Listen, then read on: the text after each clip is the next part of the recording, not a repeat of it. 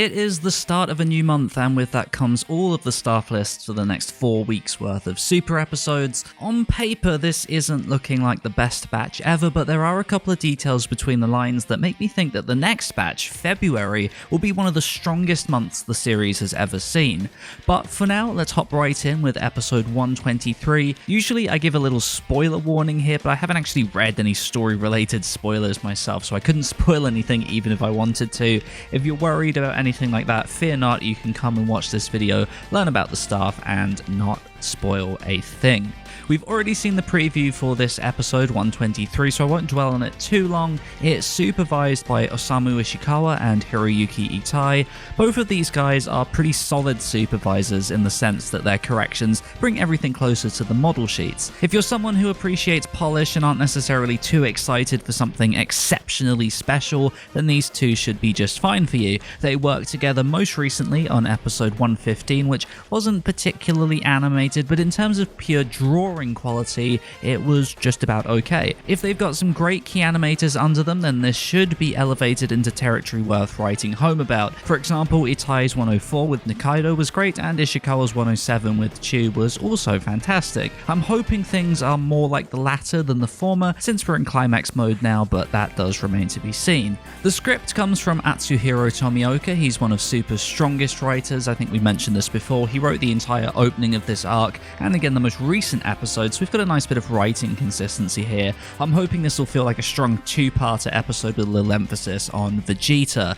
It's storyboarded and directed by Masanori Sato. He most recently did episode 114, which was Takahashi's first episode as a supervisor. I have to say I was pretty let down by the direction there, and I didn't particularly care for his episode before that, 105. In general, I just don't find his track record on Super to be particularly good, so I can't say I'm massively optimistic on that front. That said, Imamura is also not the most consistent director either, and I was more than happy with what he did on the most recent episode, so I can't write this one off just yet. It does remain to be seen.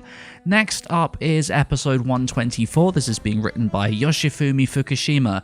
At this point, I kind of feel like everyone's aware of Fukushima's reputation as one of Super's weakest writers. I know a lot of people have cut him some slack in this arc, and I do appreciate he is at least better than he was, but I still really don't like what he's doing. His action writing is really uninteresting to me, and any semblance of drama always feels very shoehorned and manufactured. It never earns that feeling of what it's trying to convey. On the plus side, Kiyosato Yamamoto is storyboarding again. We spoke about him not that long ago for episode 120, where I commended him for a really strong board and mentioned how he appears to be working under a pseudonym and is possibly a far more experienced director from another studio. He's just great, and with Hideki Hiroshima once again directing that board, I have no doubt in my mind that any shortcomings on the writing front will hopefully be made up for with the direction. On the animation front though, the only listed supervisor right now is Yaya Naschie. We saw him back in episode 116, which was an episode I really enjoyed. Admittedly, it was the second half from Minabe that really stood out the most there, but Naschie did just great too. He's got that seriously angular style that's unfortunately often corrected away by the chief supervisors. Miyako Suji will be playing chief supervisor again, so I feel like he'll probably be corrected away once again,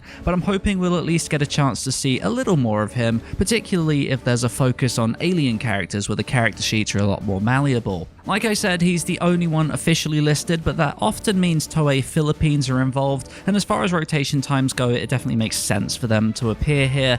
This might be a blessing in disguise really, since if Suji has to spend all of her time fixing up any iffy drawings from them, then Naschie's extreme style might be able to escape uncorrected. As noted, last time they showed up, there are some talents within Toei Phil, so the animation in their section isn't necessarily going to be mediocre, but there's no real guarantee. On to 125, this is another solo, but probably not solo episode from Yoshitaka Ishima. At this point, I think we know what to expect from his episodes. It's most likely going to be him animating the vast majority of the episode by himself, potentially with some action animation coming from a more specialist animator. Last time we had Ryo Onashi, for example, who animated that magnificent android moment against Ribrianne. As per usual, we'll probably see a good chunk of second key animators polishing up his art, so although this isn't likely to move much outside of a few select scenes, it should hopefully look relatively pleasing if lacking in anything particularly special. As per usual with Yashima episodes, the storyboard and direction comes from Kazuya Kurosawa. He's pretty damn talented, so while I suppose it makes sense to make sure episodes of the week on the animation front have good direction, it's also a little disappointing that we don't get to see him on larger episodes more often. He handled the first half of the special, which was absolutely terrific, so I think that says it all really. Script-wise, it's coming from Hiroshi Yamaguchi, who only joined Super just before the tournament began with episode 96. Since then, he's written some pretty great episodes, the first half of the special, Takahashi's first episode, and then Tate's most recent one too. He seems to know how to write interesting action and get the characters pretty much spot on, so that's really good to see. Considering he helped write episodes of Evangelion and Gurren Lagann, it probably shouldn't be too surprising that he's got talents, but it's good to see the results coming in either way. Lastly, episode 126. This is probably the episode I'm least looking forward to. The script's coming from Ayumu Hisao, who seems to be a really bad Dragon Ball writer. They made their debut with episode 119, which had some of the worst writing in recent memory. Hopefully they find their feet on this series soon enough, because their last script just felt totally at odds with the content that came before it. Takao Iwai's directing, and I do like Iwai on the whole. He's good at directing other people's storyboards, and that's especially handy since this episode's board is coming from two artists, Yoshitaka Yashima, who we just spoke about animating the last episode, but also, and somewhat surprisingly, we also have Tadayoshi Yamamuro. Seeing his name pop up has got me coming up with all kinds of crazy theories. I'm sat here wondering whether something huge is going to happen in this episode to the point where Yamamuro just wanted to storyboard it himself. I'm wondering whether Yashima simply needed help, or maybe Yamamuro was on the last episode with him and they just kept the ball rolling together. I don't know. It's interesting, but it also helps rationalize away the most recent Super ending's quality. If Yamamuro was storyboarding and possibly providing some key animation on an episode, then trying to do a new ending on top of all that, that can't have been easy, especially if he's involved with the new movie too. It's possible I'm just reading too much into this, but considering Yamamuro hasn't been credited outside of his overall series role since episode 39, it's definitely worth thinking about. Animation-wise, this is partly outsourced to Tsutomu Ono's team, along with Toei supervisor Yasuhiro Namatame. Their last episode together was 119, which was a big old mess of an episode with pretty poor visuals.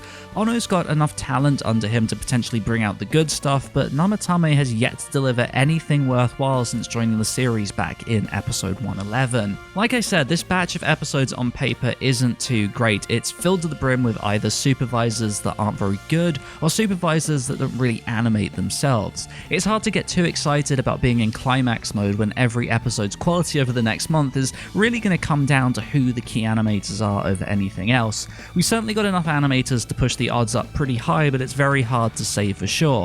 There is one thing that makes me quite optimistic though. It seems like Super has started taking on 3 supervisors per episode now, which although does speak volumes about the strain on the production, it does mean there's the potential for some great names to pop up alongside some of the more mediocre entries. Personally, like I said at the start of the video, I think although we're in climax mode now, they're treating this like the start of a new arc internally. We've had our big opener with Takahashi, and we'll now have a few episodes of reasonably lower quality episodes this month before heading into the big finale stuff for February onwards. For example, if Manabe supervises episode 127, he'll have had 12 weeks between episodes, and for the first time in a while, it'll actually be the full rotation. He usually shows up and animates on Hirotaka Ni's episodes between rotations, but he wasn't found at all in the most recent episode, so it seems his focus is elsewhere. Even if Manabe doesn't show up then, and Tate does, for example, his rotation time will have been 10 weeks. If the series directors and production managers are letting the show's best supervisors have extra time for these final episodes, then we should hopefully be in for a well-planned treat. Like I said in my most recent video, Naotoshi Shida's talking about coming back soon, so we've got a scene from him to look forward to at least. But that's about all I have to say for this batch. Don't let it get you down too much. Like I said, these episodes are going to hinge on aspects that go well beyond what's revealed in advance, so I'm not writing off this month entirely simply because the supervisors aren't the strongest ever. We're in a hyper-focused environment now, which is where Super thrives describes the most, so I'm optimistic that even if these aren't the most exceptionally well animated things ever, they should still be pretty entertaining, particularly the ones where I highlighted the skill of the director. So with that all said, let me know which of these episodes you're looking forward to the most. Let me know if you have any thoughts on the bizarre appearance of Yamamuro. Be sure to rate the video, subscribe if you're new, and I will see you next time.